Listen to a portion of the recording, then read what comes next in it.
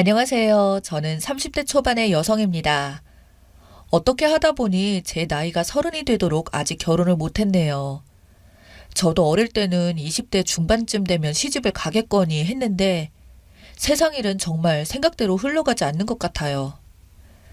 제가 이렇게 사연을 쓰게 된 이유는 작년 봄에 저도 5월에 신부가 될 뻔했다가 파혼을 하게 된 사연 때문입니다. 제 예비 신랑은 회사 동료가 소개해준 남자였어요.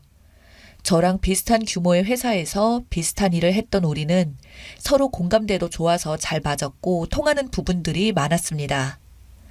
남자친구 일이 사실 회사만 달랐을 뿐이지 비슷한 업무에 부서도 비슷했던지라 어떤 식으로 대충 회사가 흘러가는지도 알았거든요. 그래서 저희는 더 서로에 대해서 이해를 잘해주고 잘 맞았던 것 같아요. 그동안 어떻게 모르고 지냈나 싶을 정도로 첫 만남 이후로 정말 매일같이 남자친구와 붙어서 지냈습니다. 그렇게 1년 반을 사귀었을까요? 저희 집에서 먼저 결혼 이야기가 점점 흘러나오기 시작했어요. 저의 큰오빠가 결혼하고 나서 저희 부모님은 저에게 말하기를 연애는 굳이 오래 해서 좋을 것 없다고, 너희 큰오빠가 이제 결혼했으니 너도 더 혼기가 차기 전에 시집을 보내고 싶다는 말을 저는 이 사실을 예비신랑에게 말을 하였고 예비신랑이 참으로 난감한 기색을 보이더군요. 제가 그래서 왜 그러냐고 물으니 자기 집이 사실 점을 본다고 합니다.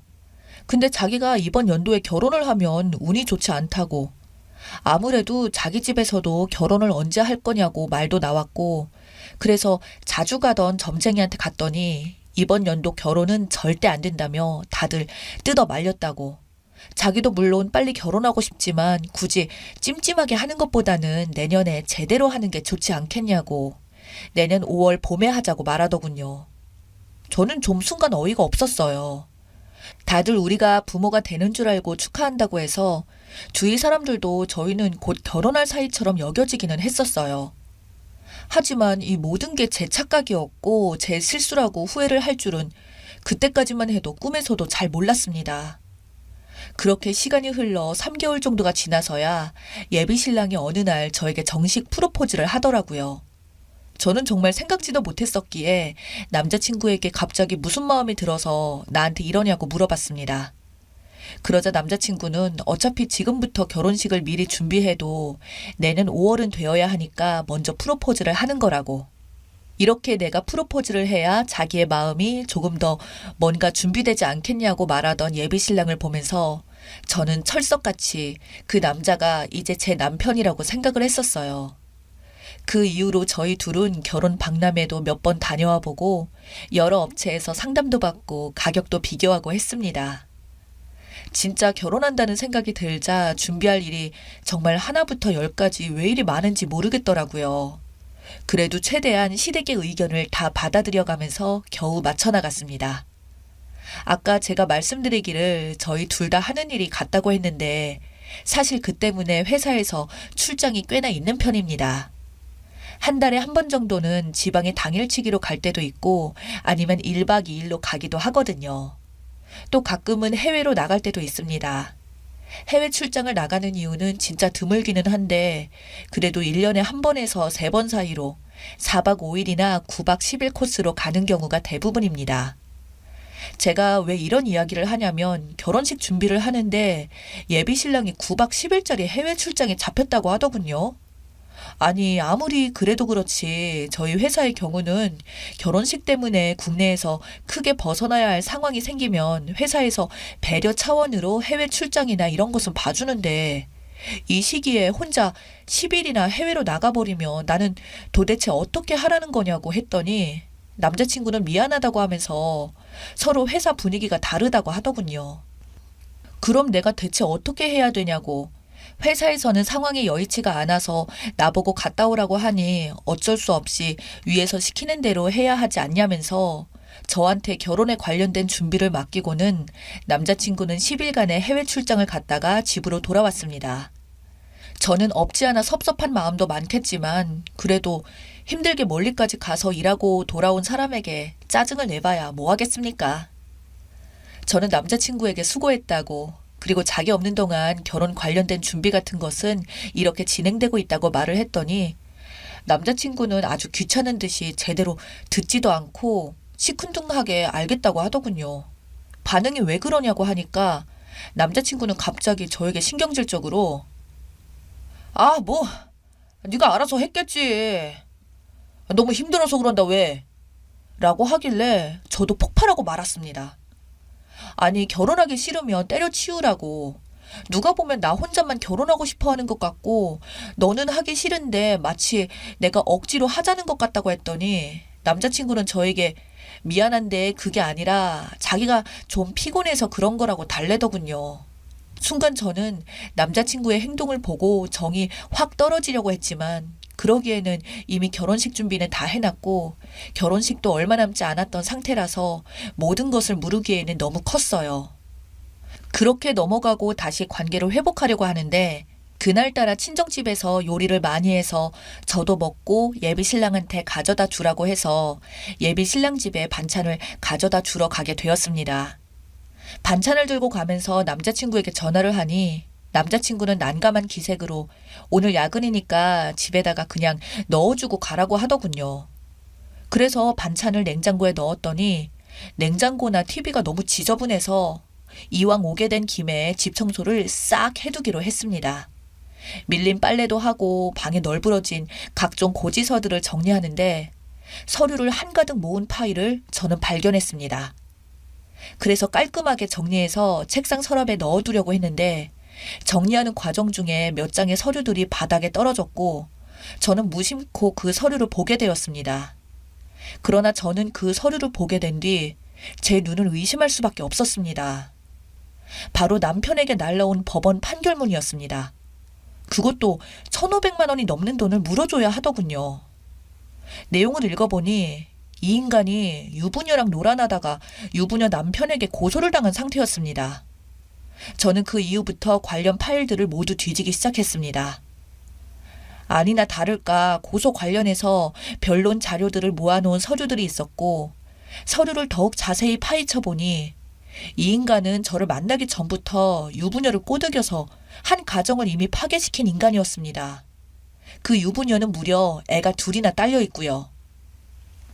저는 너무나도 엄청난 사실에 이걸 어떻게 할까 고민을 계속하다가 일단 그놈이 집에 돌아오기 전에 증거들을 모조리 사진을 찍어도 놓고 들키지 않게 하기 위해서 청소한 것을 다시 원래대로 엎어놓기 시작했어요.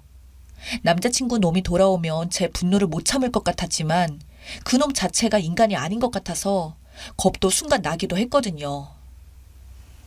그렇게 제 손으로 치운 방을 다시 제 손으로 지저분하게 만들고 냉장고만 치우고 간다고 아무렇지 않게 연락을 하자 자기 이제 회사에서 퇴근을 해서 급하게 집으로 오고 있으니까 조금만 기다리라고 하는데 예전 같았으면 따뜻하게 보였을 그가 이제는 예비신랑 방에서 서류를 보고 난 이후부터는 그 문자가 저한테 소름이 끼치는지 마치 집에 계속 있었으면 제가 혹시나 모든 정체를 알게 된 걸 눈치챌까봐 문득 겁이 났어요. 저는 그래서 예비신랑에게 괜찮다고 사실 내일 아침 과장님이 시킨 일 때문에 아침 일찍 출근해야 된다고 문자를 보내고는 도망치듯이 집으로 돌아갔어요. 저는 그렇게 일단 집에 돌아가서 더욱 알아봤습니다. 그런데 파헤치면 파헤칠수록 더 가관이더군요.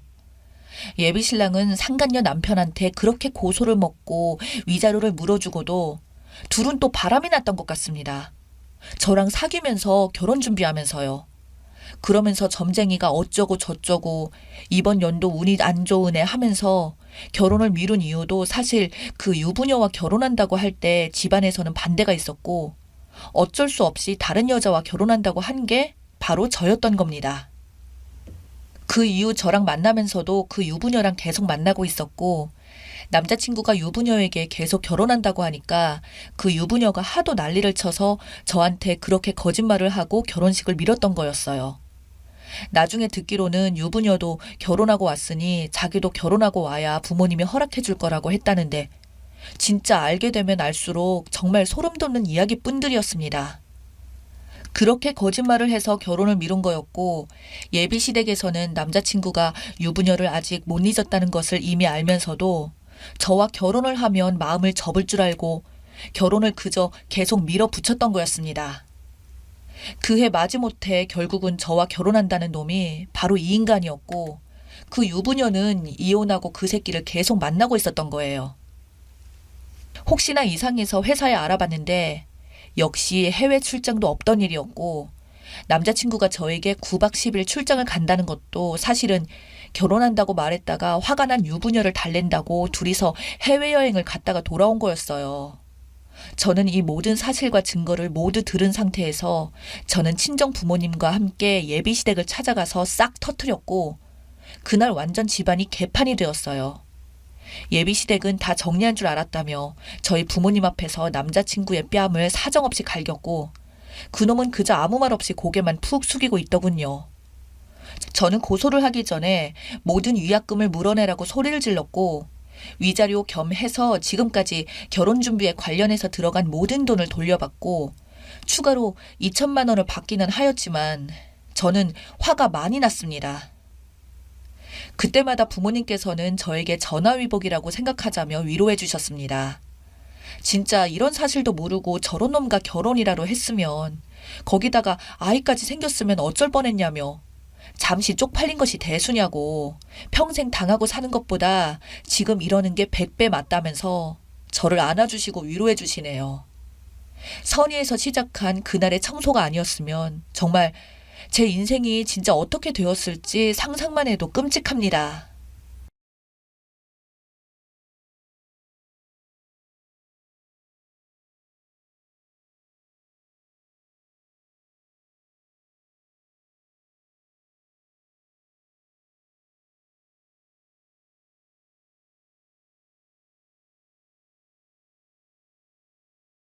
안녕하세요. 저는 38살의 남자입니다. 결혼한 지 이제 6년이 되었어요.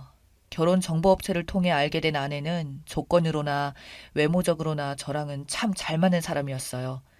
둘 다 결혼 정년기였고 오히려 아내 집안에서 서둘렀어요. 아내는 결혼정보업체라고 해서 굳이 믿고 큰돈을 내고 들어왔더니 여태 소개받은 사람들 치고 괜찮은 남자 한 번도 없어서 돈만 날렸다고 생각하다가 마지막으로 한 번만 더 속는 셈 치고 소개받았던 것이 다행히 저를 만나서 너무 좋았다고 하더군요.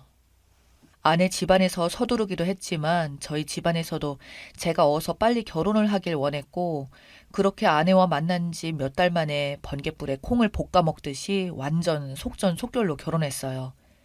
연애하면서 알아가는 게 아니라 이건 뭐 연애하면서 결혼 준비를 하게 되었고 그만큼 준비를 서두르다 보니 연애보다 결혼을 위해 만나 이러고 있는 느낌도 들긴 했어요. 여자 집안에서는 아내가 30살 이전에 무조건 빨리 결혼시키고 싶다고 하며 밀어붙이듯이 나왔던지라 저와 아내는 그로 인해 정신없이 휩쓸렸죠. 저희 둘 다 번듯한 직장도 있었기에 결혼 준비와 같이 하려니 더욱 정신이 없었고 그렇게 바쁜 하루를 매일 보내며 결국 결혼하고 나서는 신혼생활은 참 좋았어요. 연애다운 연애도 못하고 결혼 준비에 바빴던 터라 신혼 때가 오히려 연애 느낌이 가장 많이 나더라고요. 그 뒤로는 남들처럼 애도 낳고 정신없이 그렇게 살기 시작했어요. 문제는 손자가 태어나면서부터 저희 어머니와 아내와의 갈등이 차츰차츰 생기더라고요. 저희 엄마가 좀 과하게 손자를 챙기는 경향이 있었어요. 그러다 보니 그게 아내에게는 엄청난 스트레스로 작용했던 거죠. 시작은 임신 때부터였어요. 저희 엄마는 며느리의 임신 처음부터 이 집안 장손 낳을 몸이 왜 그리 빼싹 말랐냐며 지금 임신한 여자가 몸매를 관리하는 거냐며 구박을 하고 아내의 입이 짧고 입덧이 심해서 밥도 잘 못 먹는 걸 어머니는 저래가지고 젖도 안 나오게 생겼다며 애가 태어나서 무슨 젖을 먹겠냐며 스트레스를 주더니 출산하고서도 산후조리 도와주면서 그런 이야기를 했다는 겁니다. 아내가 저에게 너무나 스트레스 받는다고 하였기에 제가 엄마에게 좋게 좋게 돌려서 이야기하였고 그런 일은 우리가 알아서 하고 싶다고 했더니 그걸로 저 몰래 저희 엄마와 아내랑 한바탕 했었나 봅니다. 아내도 저에게 말해봐야 결국 이렇게 일이 커지는 게 싫어서 그 뒤로는 그냥 입을 다물고 있나 보더군요. 그러다 한 번은 큰일이 생겼습니다. 아내가 어느 날 갑자기 울면서 다짜고짜 저에게 이혼을 하자고 하더군요. 저는 그래서 왜 그러냐니까 시어머니가 싫고 너무 싫다고 우리 아이 다 망친다며 울더라고요. 저희 집이랑 본가랑 근처에 있었거든요. 그러다 보니 저희 부부가 맞벌이라서 아이가 어린이집에 가면 데려오는 걸 저희 어머니가 대신 맡아서 해주셨는데 솔직히 이런 일이 생길까봐 아줌마를 그냥 고용하려고 했었거든요. 근데 제가 아니라 아내가 돈이 아깝다며 시어머니가 도와주신다고 하는데 왜 거절하냐고 해서 그때부터 저희 어머니가 아이를 데리고 등원을 도와주셨죠. 문제는 그러면서 어머니가 손자다 보니 너무 오냐오냐 했던 겁니다. 한 번은 어머니가 손주가 길 지나가면서 아파트에 웬 들어오던 웬 50대 남성분에게 넌 들어오지 마, 이 새끼야! 라고 말을 했다네요. 당연히 5살짜리 애한테 욕을 먹은 그분이 가만히 있을 리가 있겠나요? 50대 남성분은 우리 아이에게 그게 무슨 말이냐고 다시 말해보라고 하자 옆에 있던 저희 어머님은 애가 그런 거 가지고 왜 그래요? 우리 아들이 어떤 아들인데? 라며 저를 들먹이며 아파트에서 소문이 났다는 겁니다. 저는 그 말을 듣자 쥐구멍이라도 들어가고 싶더군요. 아내 심정도 이해가 가고요. 저희 엄마가 아이를 너무 이뻐하다 보니 손주를 막 키우는데 더 이상 못 참겠다. 제가 저희 어머니에게 그런 부분들의 잘못된 부분을 말하면 어머니는 되려 성질을 내며 손과 내치켜든 위협적인 행동들까지 한다는 겁니다. 심지어 아들 녀석도 지 엄마인 아내에게 욕한다지 뭐예요. 물론 저희 어머님은 그냥 두고만 보고요. 그래서 저는 그날 어린 아들에게 태어나서 처음으로 크게 화를 내며 훈육을 했고 저희 어머니에게도 2번 다시 우리 집에 발붙이지 마시고 애들 등원도 오지 말라고 하자 엄마는 저에게 우리 아들이 예전에는 이 애미한테 그러지 않았었는데 저 며느리년이 멀쩡한 우리 아들 꼬드겨서 망쳐놨어. 라며 소리를 고래고래 지르셨고 그 뒤로 불시에 저희 집을 찾아와서는 난동까지 부렸습니다. 저는 더 이상 못 참아서 이럴 거면 의절하겠다고 하니 엄마가 손자를 너무 오냐오냐 하면서 키워놓는 바람에 지금 손자가 부모도 어른도 몰라보는 아주 개망나니 새끼로 크고 있다고 나는 자식을 그렇게 절대 키우고 싶지 않으니까 제발 우리 아이는 우리가 알아서 할 테니 앞으로 어머니는 신경 끄시고 사시라고 명절 외에는 일절 찾아오지도 연락하지도 말라고 했었습니다. 그때부터 손자 때문에 저희 어머니와 저희 가족 사이는 정말 최악으로 치닫기 시작했습니다. 그리고 그 뒤로도 저희 어머니는 아랑곳하지 않고 수시로 어린이집에 연락해 손자는 어떻게 지내는지 줄곧 감시까지 하였으며 심지어 저희 집에 몰래 들어와 CCTV까지 설치하고 갔다가 걸리는 등 차마 상식적이지 못한 행동들을 했었습니다. 어머니는 손자가 어린이집에서 놀다가 다친 날이면 귀신같이 알아서 아내에게 바로 연락을 하여 손자를 그따위로 방치하니까 애가 다친 거라며 애가 잘못되는 날이면 니년까지 잘못되는 줄 알라며 엄마가 소리를 지르는 걸 제가 옆에서 듣고는 바로 전화를 바꿔서 경찰에 신고하겠다고 말할 정도였죠. 상식적으로 아내나 저나 나와서 일하고 있고 어린이집에서 생긴 사고가 무슨 우리의 잘못인지 그러면서 저한테는 한마디도 하지 않고 아내만 쥐잡듯이 하는 걸 보니 진짜 아내에게 석고대죄라도 하고 싶었습니다. 그래서 저는 최대한 아내 심기를 안 건드리기 위해 회사를 퇴근하고 나면 집에 돌아와서 진짜 청소부터 빨래에 식사까지 그냥 제가 다 할 정도였어요. 아내는 그 때문에 하고 싶은 말도 차마 못하며 저에게 안 그래도 된다고 단지 저렇게 무서운 시어머니 밑에서 당신 같은 남자가 태어난 게 신기할 정도라며 그냥 내 편이라도 들어줘서 정말 고맙다고 아내가 말하는데 고왔던 아내 얼굴이 어느새 하루가 다르게 시들어가는 느낌이 들었습니다. 아내는 그 이후로도 저희 엄마가 너무 무서운지 전화벨 소리만 들어도 경기를 일으키더군요. 제가 휴대폰을 차단해 놓으면 요즘 잘 보이지도 않는 공중전화까지 가서 전화를 걸거나 커피숍 음식점 전화기를 빌려서 아내에게 모르는 번호로 전화를 하여 수시로 욕을 퍼부었다고 합니다. 결국 아내는 우울증 약까지 먹게 되었고 정신과 치료까지 받게 되었어요. 저는 그래서 어머니에게 할 말이 있으면 며느리한테 하지 말고 바로 나한테 하라고 아무리 말해도 먹히지 않았어요. 저한테는 말 안 하면서 아내에게는 온갖 욕과 저주를 퍼붓는데 아내의 고통은 저로서는 상상조차 할 수 없었죠. 정말 너무나도 아내에게 미안해서 제가 먼저 이혼하자고 이야기를 꺼낼까 몇 번이고 심각하게 고민할 정도였거든요. 그러던 어느 날 저희 어머니가 교통사고 났다는 말을 듣게 되었습니다. 정말 아이러니하게도 저를 그래도 낳아주신 엄마인데 교통사고가 났다는 말에 제 기분은 걱정보다 안도였습니다. 이제 한동안 저희 집에 찾아오지 않겠다는 생각까지 들었을 정도니 제가 옆에서 어머니가 아내에게 대하는 걸 듣기만 해도 그랬으니 아내는 오죽했을까요? 혼수 상태에 빠져 있다는 이야기에 그래도 어머니니까 보러 갔습니다.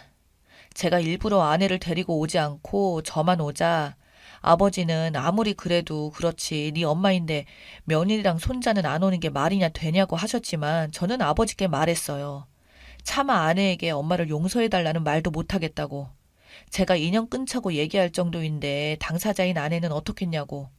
엄마가 어쩌면 지금 벌 받는 것일지 모른다고. 그리고 교통사고 낸 사람 어디 갔냐고 물었습니다. 그런데 아버지께서는 뺑소니 사고라 지금 목격자가 없다는 말을 하더군요. 경찰도 목격자를 찾고 있다고 했지만 결국 시간이 한참 지나도록 감시 카메라도 없던 지역이라 어떻게 할 방법을 못 찾았어요. 병원에서는 어머니가 깨어날 때까진 경과를 지켜봐야 한다며 외상적인 부분들은 다 치료했고 알 수 없다고 말하더군요. 그 와중에 아내는 제가 사실 먼저 말하기 힘들었는데 먼저 아내가 나서서 그래도 자기의 시어머니니까 일단 얼굴은 뵈러 가는 게 맞는 것 같다며 수시로 병원을 오고 가는 거였습니다. 저는 그런 아내에게 너무 고마워서 아내를 끌어안고는 고맙다며 당신은 진짜 천사 같은 사람이라고 엄마도 일어나면 분명히 당신이 고마울 거라고 하자 아내는 당연한 일인데 너무 그러지 말라며 부끄러워 하더군요. 그러던 어느 날 회사에 출근해서 일하고 있는데 어머니가 일어났는지 그렇게 병원으로 오라는 전화를 받게 됩니다. 저는 어머니가 깨어났다는 소식에 기뻐하며 곧장 아내에게 찾아가서 이 소식을 알리자 아내는 제가 예상했던 반응과 다르게 안색이 갑자기 하얗게 질리더니 그때부터 불안해하며 어쩔 줄 몰라 하더군요.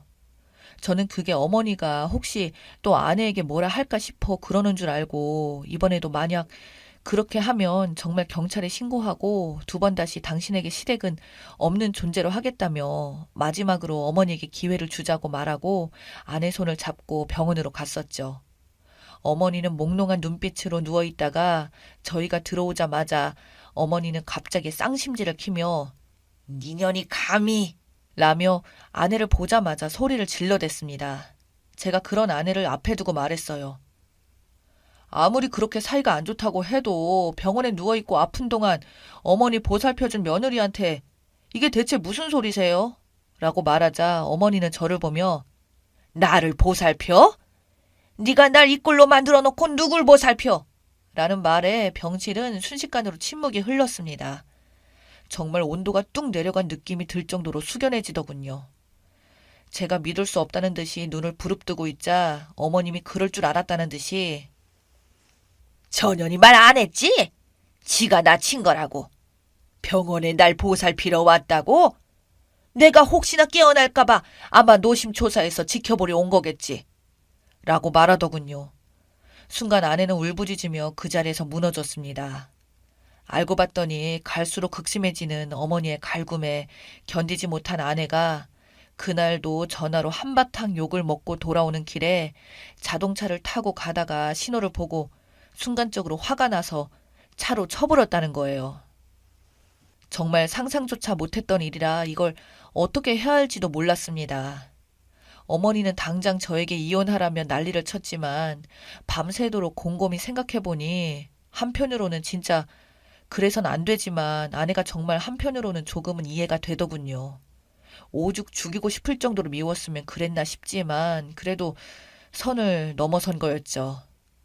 저는 아내에게 도대체 왜 그랬냐고 묻자 아내는 그저 울면서 자신도 모르게 그랬다고 정신병이 생긴 것 같다며 저한테는 너무 미안하다고 자기가 감옥을 가게 되어도 애는 잘 키워달라고 말하더군요. 결국 아내와 이혼을 하고 거액의 위자료를 받는 조건으로 어머니는 아내에게 고소하지 않았고 손자인 아들은 여전히 시어머니인 엄마가 데리고 있었습니다. 그러나 갈수록 아들의 버릇이 나빠져 결국 저도 버티지 못하고 내 결혼 생활을 망쳐버린 게 며느리인 아내만의 잘못이 아니라 어머니가 그 모든 원인의 제공자라고 말하고는 현재 다니던 직장도 그만두고 아들과 함께 해외에 나와서 살고 있네요. 한 가지 비밀이 있었다면 아내도 사실 해외로 나와 이제 저희 가족이 뭉쳐서 셋이서 가족답게 살고 있어요. 누군가는 저에게 불효자라고 할지 모르겠지만 이대로 어머니가 돌아가시기 전까지는 아내와 같이 사는 걸 비밀로 하고 살려고 합니다.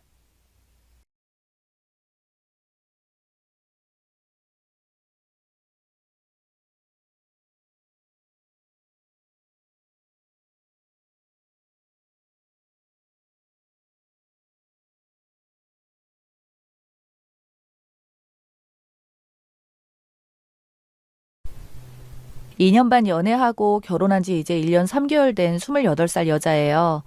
남편은 31살이고 아직 아이는 없어 크게 문제될 만한 것은 없는데 시댁의 거지 근성 때문에 미칠 지경입니다.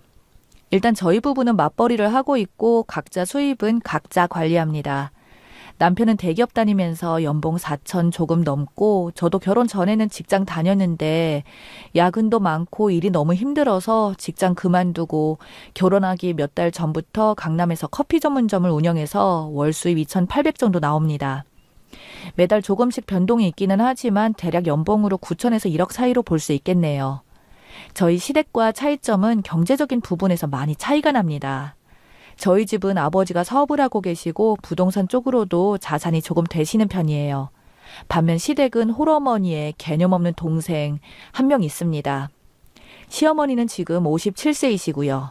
식당 일 하시다가 남편 대학 졸업하고서 그만두셨고 아들한테 생활비 내놓으라고 하시는 분이에요. 남편이 매달 100만 원씩 붙입니다. 명절 생신, 어버이날 따로 용돈을 드리기도 하고요. 하루라도 생활비 드리는 거나 자신이 받아야 할 때가 되었다고 생각하시는 분이에요. 월급날이 되면 득달같이 전화가 와서 돈 떨어졌다는 소리 하십니다. 참고로 저희 남편은 어머님과 동생과 일도 가족이라는 게 안 믿겨질 정도로 성실하고 인간적으로도 문제 없는 사람이에요.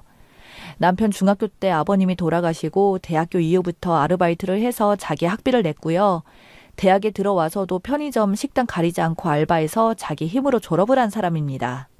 물론 결혼할 때도 자기가 모아둔 돈으로 결혼 자금 전부 해결했고 남편이랑 저는 사이도 좋고 서로 많이 사랑합니다. 시댁 때문에 저한테 많이 미안해하고 저는 그런 남편이 정말 안쓰럽습니다. 남편이 안쓰러운 만큼 시댁은 점점 더 싫어질 것 같고요. 반면에 시누이는 그냥 되는 대로 생각 없이 남편의 표현을 빌리자면 개념 없이 살아요. 이제 25살인데 그냥 포기한 상태고 저런 동생이 있다는 것을 끔찍하게 생각합니다. 남편한테 듣기로는 고등학교 때 문제를 많이 일으켜서 한번 강제 휴학했는데 그래도 정신을 못 차려서 결국엔 퇴학당했다고 하네요. 자퇴를 했대요. 그러다가 20살 때 겨우 검정고시 치르고 수능을 봤고요. 삼수 끝에 23살에 수도권 2년제를 갔습니다. 그리고 올해 25살이 되어서 겨우 졸업해서 취직을 한 거예요. 그냥 화나고 답답한 마음에 생각나는 일들 몇 가지 적자면 남편과 연애할 때 밖에서 시누이를 만난 적이 있었는데 그때 제가 명품백을 들고 있었습니다. 그날이 3번째인가 만났을 때인데 저한테 그러더라고요. 제가 들었던 가방이 150만 원이 넘는 가방이었는데 저번에 봤을 때 그 가방 메고 있더니 그걸 또 메고 나왔냐면서 똑같은 거 매번 질리지 않냐고. 언니 능력 되니까 다른 거로 새 거 사고 그건 자기한테 중고로 팔라고요. 정말 어이없었던 건 자기한테 팔라면서 액수가 제 기억에는 35만 원이었던가 그랬어요. 명품백 중고로 사본 적도 팔아본 적도 없지만 그 값에 사고 팔 만한 가방도 아니었는데 그때는 연애한 지 1년도 안 되었을 때라 그냥 웃어 넘겼지만 기분은 정말 나빴습니다. 또 결혼할 때도 크게 문제가 하나 있었어요. 지금 살고 있는 집이 저희 부모님께서 해주신 집입니다. 잠실에 35평짜리 아파트고 20억 정도 돼요. 그때 저희 남편이 모은 돈으로 혼수를 하자고 했습니다. 솔직히 남자가 집 해오고 여자가 혼수한다는데 저는 그냥 형편대로 하기로 했고 집값에서 10% 정도 해온다길래 그 반도 안 되게 해왔을 때도 별로 기분 나쁘지 않았어요. 남편은 정말 힘들게 모은 돈인 거 아니까 그 혼수로도 충분했고요. 저는 집을 제가 해왔기 때문에 예단은 안 하는 걸로 생각했습니다. 남편도 당연히 그랬고요. 서로 주고받을 예물만 적당히 하자고 했고 당연히 꾸민비도 안 받았고요. 나중에 시어머니께서 저도 아니고 저희 엄마한테 연락을 하셔서는 주변에 보는 눈이 있으니 형식적으로라도 예단을 해야겠지 않겠냐며 형식적으로 100만 원 요구하셨습니다. 거기다 시누이 명품백 하나까지 얹어서요. 황당해하는 저희 엄마한테 그 정도면 충분할 것 같다는 말까지 하셨다네요. 저희 부모님 솔직히 결혼할 때 남편은 정말 마음에 들어 하셨지만 시댁은 달가워하지 않으셨는데 잘못해서 파혼을 할 뻔했습니다. 남편이 그거를 알고 집에 가서 한번 뒤집고 와서야 겨우 마무리가 되었죠. 참고로 시댁은 경기도 군포, 친정은 서울 신혼집이랑 직장도 전부 서울이라서 결혼을 서울에서 했습니다. 그래서 예식장 제가 부담했고 남편 앞으로 오는 하객들의 12%만 받았어요. 청첩장은 남편이 했고 미안하다고 얘기하며 남편이 해줬습니다. 근데 웃긴 건 나중에 남편한테 들은 얘기지만 결혼할 때 아무것도 보태주지 않았으면서 남편 앞으로 들어온 축의금을 전부 시댁에서 가져갔더라고요. 한마디로 음식비만 남편이 낸 거였습니다. 문제는 지금부터예요. 시누이가 올해 2년째 집에서 빈둥거리다가 올해 5월에 겨우 취직을 했습니다. 군포에서 강남까지 교통비 빼니까 남는 것도 없다고 관둔다고 하더군요. 그런데 토요일에 시어머니가 시누이와 같이 저희 집에 왔습니다. 와서 하는 말이 더 가관이었어요. 여기서 살림을 합치자는 말씀이더군요. 살림 합치면 매달 100만 원씩 생활비 붙여주는 것도 안 줘도 되고 살림을 시어머니랑 시누가 도와줄 거고 이제 곧 있으면 너희 아기 생길 텐데 그럼 시어머니가 집에서 봐줄 테니 걱정 없을 거라면서요. 게다가 더 어이없었던 건 지금 시댁의 군포의 빌라 22평짜리 전세에 사십니다. 그걸 시누이 나중에 결혼하면 혼수로 모아준다고 하시더라고요. 남편이랑 저는 결혼 전에 시댁과 친정에 문제 생기면 각자 알아서 하기로 약속을 했습니다. 남편이 그러더라고요. 말도 안 되는 소리 하지 마시라면서 어차피 그 집은 자기가 해준 게 아니니까 그거 팔아서 신우 결혼 자금으로 주든 말든 관여하진 않겠지만 그 집 팔고 나서 저희 집으로 들어올 생각은 꿈도 꾸지 말라는 거였어요. 그랬더니 시어머니가 그러시더군요. 그럼 생활비로 150만 원씩 달라십니다. 정말 어이가 없었어요. 그 전에는 신우가 학생이라고 해도 이제 돈을 많이 벌던 적게 벌던 직장인이 되어 수입이 있는데 안 드려도 될 판인데 더 달라고 하시니까요.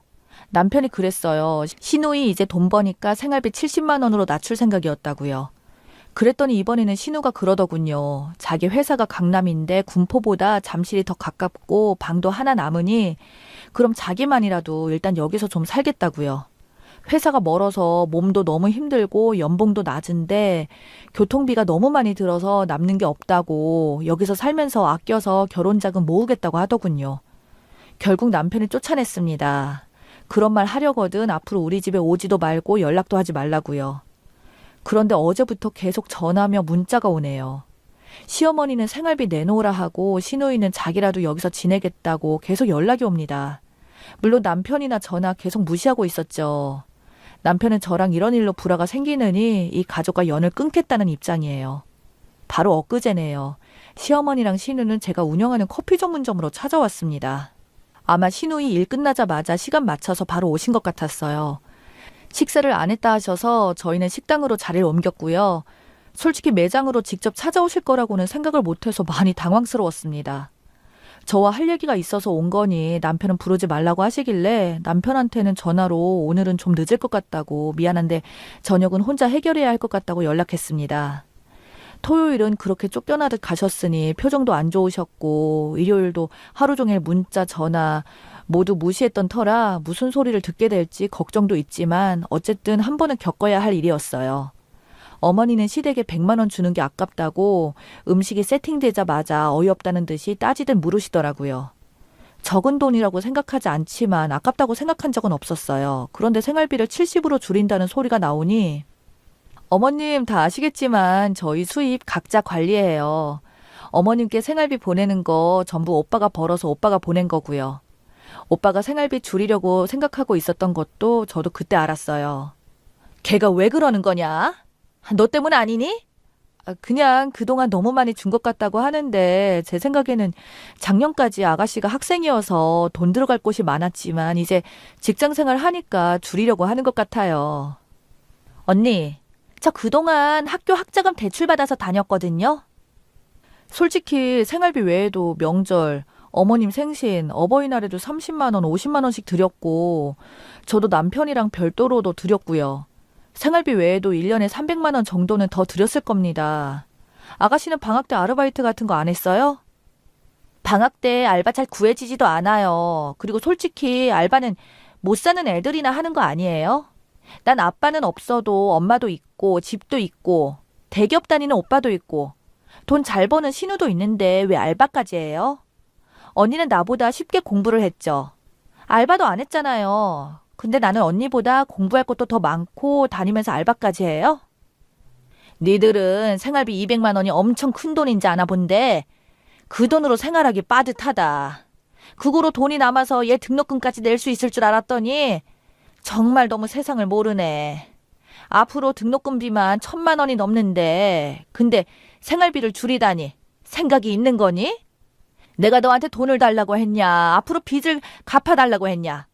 조금이라도 아껴보겠다고 자기도 모르게 다른 생각을 열심히 해보려고 도와달라고 하는데 그딴 식으로밖에 행동 못하니? 안 그래도 박봉이라 나중에 결혼할 때 돈 부족할 것 같아서 빚 갚고 돈 조금이라도 모아오면 전셋값으로 좀 보태주려고 했다. 아들 엄마가 있는데 아들이 모시는 건 당연한 거 아니야? 어차피 모실 거 좀 빨리 살자고 하는 건데 그게 그렇게 기분 나쁘니? 아니면 너 애초에 모실 생각을 안 한 거니?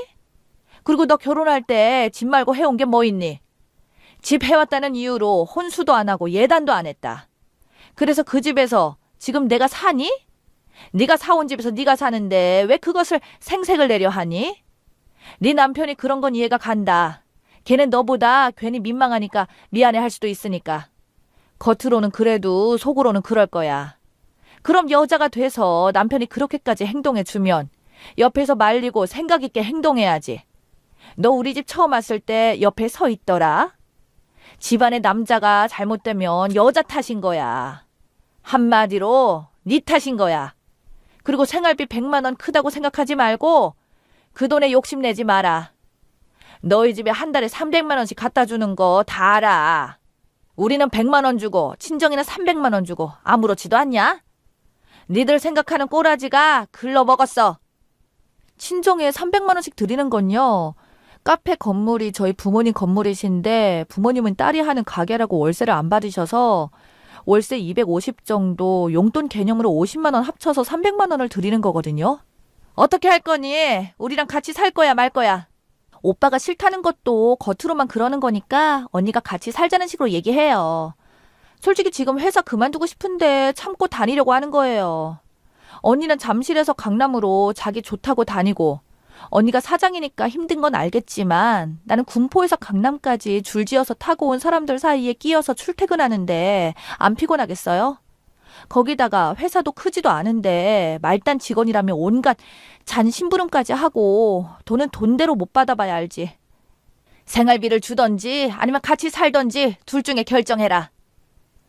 화는 많이 났지만 제가 이혼할 것도 아니고 가족으로 묶여있는 상황에서 얼굴 붉히기 싫었고 또 무엇보다 제 부모님 욕먹이기 싫어서 얼른 자립하고 싶어서 생활비 문제는 함께하는 문제든 오빠랑 상의 후에 다시 연락드리겠다고 하고 끝냈습니다.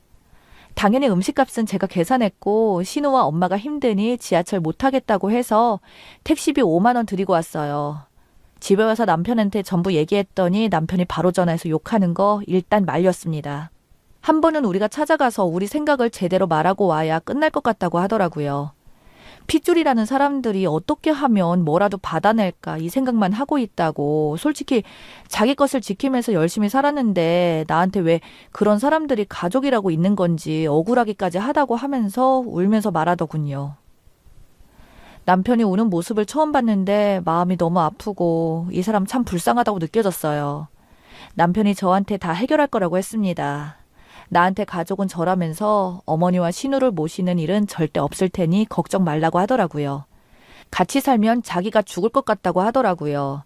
그리고 생활비도 50으로 줄이겠다고 했습니다. 솔직히 군포 가도 우리가 안 가면 누구 오는 사람도 없고 하는 것도 없으니 명절이 아니면 안 가고 싶다고 했고 그냥 짐 싸서 들어올 것 같다는 걸 생각하니 집 팔고 친정집에 들어가서 살자고 하더라고요. 결론은 큰 싸움이 났고 남편 말대로 집을 처분하기로 했습니다. 시댁이라는 이름의 횡포를 더 이상 당하지만은 않겠습니다.